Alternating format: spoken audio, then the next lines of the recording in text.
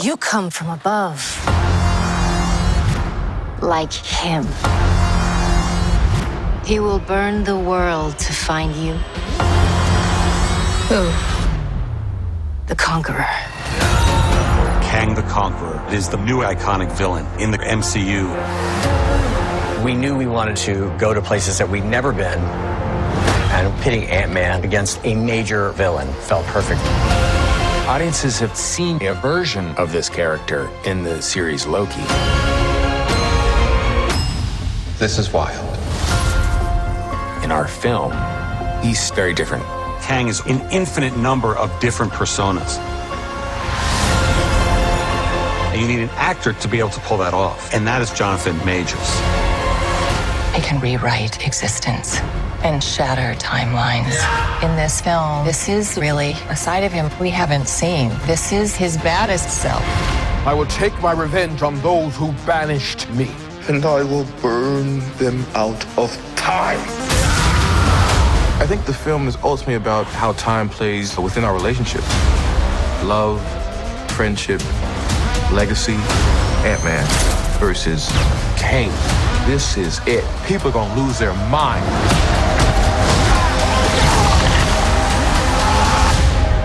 You're out of your league, Ant-Man.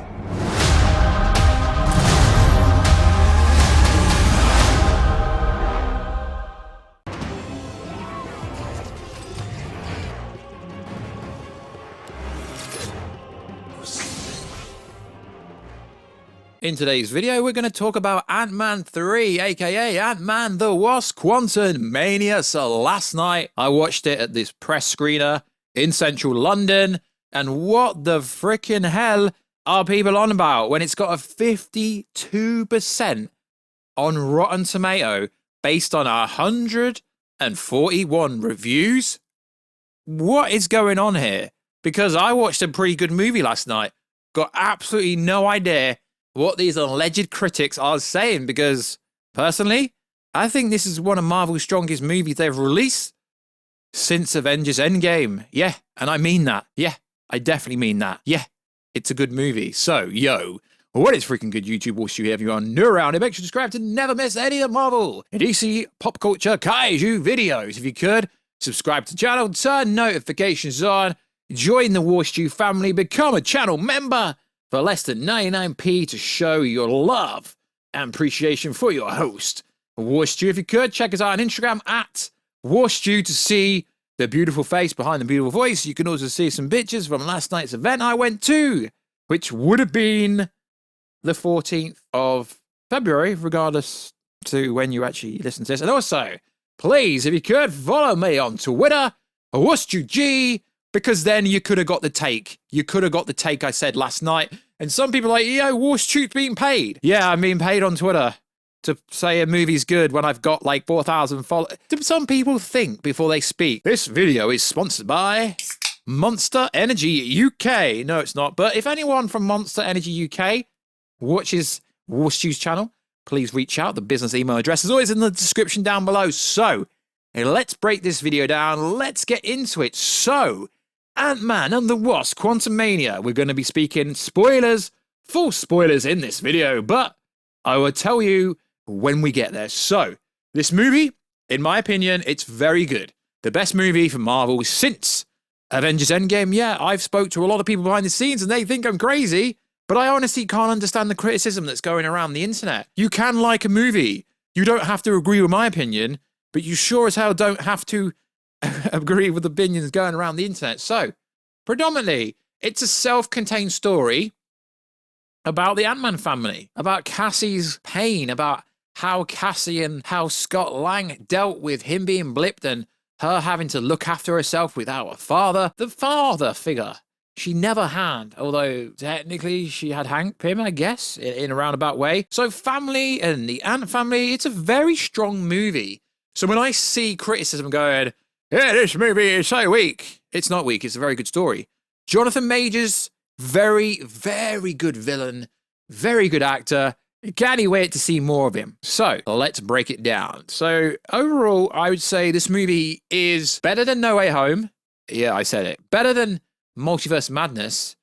And also, I think the real reason why aspects of this movie is very good is because you don't actually have to watch the end of Loki. You don't have to watch the Loki season. You don't have to watch No Way Home. You don't have to watch Multiverse Madness, because during this movie, this isn't a spoiler, Kang explains the multiverse, he explains the timelines, he explains the branch reality, he explains literally everything. He explains the other variants of himself. He explains so much. The storytelling, the narrative. This movie is perfect in a way because it explains the whole story. There's a huge build-up in the quantum realm. I got to see it in IMAX, and the visual effects for me were really cool. I really had a great time watching this movie, and I don't really care what anyone says. If someone says, yeah, it's a bad movie, no, for me, it's a good movie. I don't really rate Marvel movies very highly unless I like the movie. The same with DC. I'm a very blunt critic. Reviewer. I'm not really a reviewer, but I bluntly say stuff. Like, Shang-Chi did not like. Not even close. Wonder Woman 1984 did not like.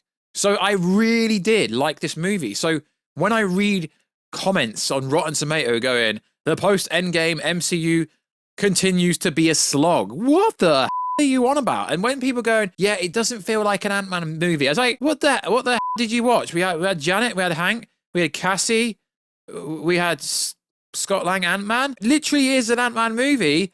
And yeah, sure, they set up the big villain for the MCU going forward and actually explain a hell of a lot of other things going on. So now we're going to talk about spoilers. So the post-credit scenes were bang on. They were 100% true about what we said. But before we do that, we need to explain the ending. So I can't actually believe this happened, but it's the way it actually happened. So yes, Jonathan Majors in this movie playing Kang the Conqueror, and he actually says he's the Conqueror, does die. Forced into the multiversal source for the engine, and he essentially disappears and dies, but he's not dead. I guarantee what's going to happen is he's gone to the Beyond universe, and he will come back as the Beyonder, because as it's explained and shown physically in this movie multiple times, there is so many versions of Kang. He literally says it. This movie tells you everything you need to know. I really don't understand the criticism. All right, because Scott Lang Ant-Man beat Kang, he's supposed to be the most powerful person ever. Well, if you actually watch the movie, it's literally the whole quantum realm. The whole quantum realm. Everyone in Chronopolis. Everyone in the movie. You got Hank Pym with all his ants. Literally got thousands of ants attacking him. Yeah, Kang can do all this blue magic with his high-tech technology from the future, but the ants are pretty strong. We've seen in the previous movie how strong the ants are. So it's not a simple case of Hope just using her blasters on her suit, who actually ends up taking her out. So when I read the plot leak, it sounded really ridiculous how they'll kill off Kang the Conqueror. But when you actually watch it, it makes complete sense. The context makes complete sense. People make out that Ant-Man and Wasp have absolutely no powers at all. Sure, it's the suit doing most of the stuff, but they have the Pym particles. And it was the Pym particles was essentially the downfall for Kang. So when it's like, yeah, the Ant family took out Kang. Yeah, they did, but that's only because they pushed Kang into the multiversal engine. That's how it happened, realistically. So why do I have to tell you that? Because this sets up the post-credit scene. So we see the Council of Kangs, and he makes it clear throughout the other Kang sent him. The other Kang exiled him. We even get to see a scene where he crashes there. Everything is explained. His whole backstory it's unique. It's very good. I don't give anything high criticism. You lads and ladettes know me. I do not give anything praise unless I truly believe it was a very good movie. Sure, there was a few minor flaws here and there, but narratively speaking, it made sense. So I don't care what following someone's got or how Rotten Tomato verified they are. It's a very good movie. So the ending is the Council of Kangs gather. There is Ramatut, Scarlet Sanctorium, but predominantly it focuses on 3 Kangs that then go down to the Colosseum, and there is literally Kangs everywhere. There's thousands of Kangs from every universe, and there is a Skrull Kang, just like the plot leak for the post-credits said, and it's just a Skrull variant in the Kang the Conqueror uniform. Pretty cool. They said it's exactly what it said in the plot leak. They're going to go after who took out Kang because they're annoyed because it could break the multiverse. It could ruin all their plans. So the plot leak was 100% bang on, even to a T to how MODOK actually dies. It was insane. So post-credit, Council of Kangs are not happy that the Kang they exiled away from them, trapped them in the cage, managed to somehow be killed, and they vow to stop them. The heroes have started to meddle in the multiverse, as they may kill everything they've built. Interconnection, timelines. They call upon all the Kangs for preparation of the dastardly plan which sets up Avengers 5, the Kang's Dynasty. And yes, they do drop the words, the Kang Dynasty, in this movie. The other post-credit scene, which actually got a bigger pop than the Council of Kangs, which was strange, to be honest, it was bang on again. We see Jonathan Majors playing Kang, and that's something. Jonathan Majors' range is so freaking cool. Yeah, it is a little bit strange to see the other Kangs, to see Jonathan Majors in different uniforms, in like an Egyptian one, looking like Ramatut, and many, many other ones. And then we see him as actually Victor Timely. So that plot rumor was also true. So Victor Timely will be in Loki season 2. It's a Kang variant. It looks like it's set in the 30s or 40s. Classical moustache. And Loki looks freaking terrified. And Morbius looks confused. So they were bang on. I swear that post-credit scene was literally about 10 seconds long. It wasn't long at all. So they are the post-credit scenes, which we already went over about a week ago, but I've had it confirmed now. Really cool scenes. They probably will be online by the time I post this video. Very cool movie. The way it ended was pretty cool. Cassie does have a big future in the MCU. She devised a way to reopen a portal to bring Scott and Hope back home. Really fast, though. How she did it, it was really fast. To a T.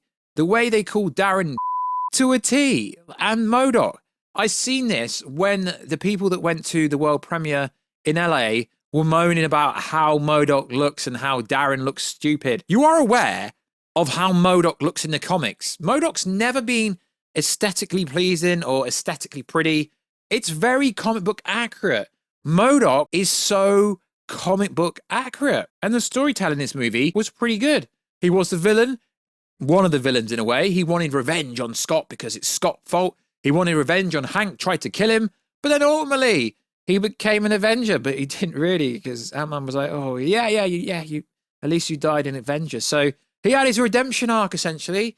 MODOK helped take Kang down. So as I said in the prologue, towards the start of the video, it's not a simple case of just Ant-Man and the Ant family taking out Kang. It was literally everyone in Canopolis, everyone in the Quantum Realm, hundreds of people. All these ants attacking these strong ants, you know, these ants in the movie, they can build like buildings and civilizations, and they're more advanced than most humans. So the attention to detail in this movie was absolutely fire. Bill Murray playing Kryler.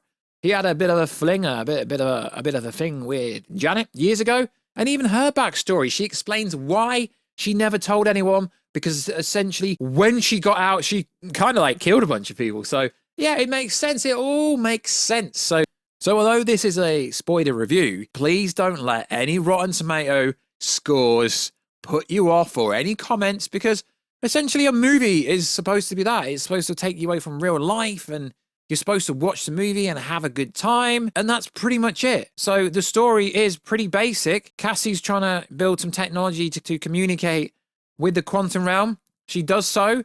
And we find out later in the movie, MODOK was the one that actually pulled him in.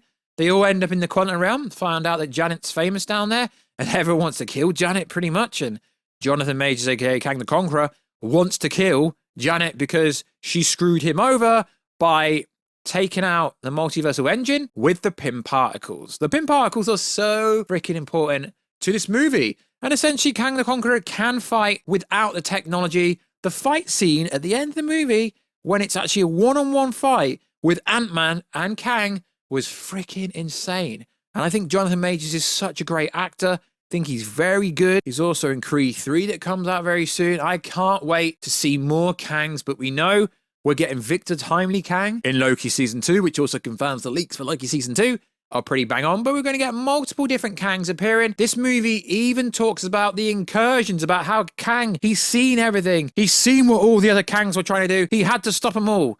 Well, he actually is telling the truth. So this line in the movie where he says, you need my help. Okay, I'm paraphrasing. It might not be like bang on what he said. He says, the only person who can stop you from what is coming is me, because he wants to reign over all the other Kangs, because essentially, if all the Kangs are trying to take over every universe, then they will eventually fight each other. So it is very interesting, to be honest. The Immortus, the Ramatut, the Scarlet Sanctorium, and the Skrull version, so many versions of him. It is kind of a funny scene because there's so many different instances of Kang We see an Egyptian-looking one. We see like a pharaoh-looking one. We see a bald-headed looking one. And he's just wearing different uniforms and different outfits and slightly variations of how he looks, but it changes the character of who it actually is so much. So that's it for this video. It's a bit of a review, bit of an overcap of the post-credit scenes and my general thoughts of the movie. I think it's a very good movie. I've told you what I thought, told you what I thought about Bill Murray, about Darren, aka MODOK. Pretty good movie overall. So don't let these wannabe Rotten Tomato reviewers discredit you, because I see so many YouTubers, so many videos on TikTok, so many videos on Instagram, all going on about how Ant-Man 3 is one of the worst Marvel movies ever. And I've watched it, and I don't think it's half as bad as what people were saying. But you've got to remember, movies are very subjective. What you like and what I like, it's not necessarily going to be the same thing. But to shit on a movie because it's got a 54% on Rotten Tomato doesn't really mean much. The Rotten Tomato score, the same in the video game world, Metacritic score, it's not indicative of how good or how bad something is.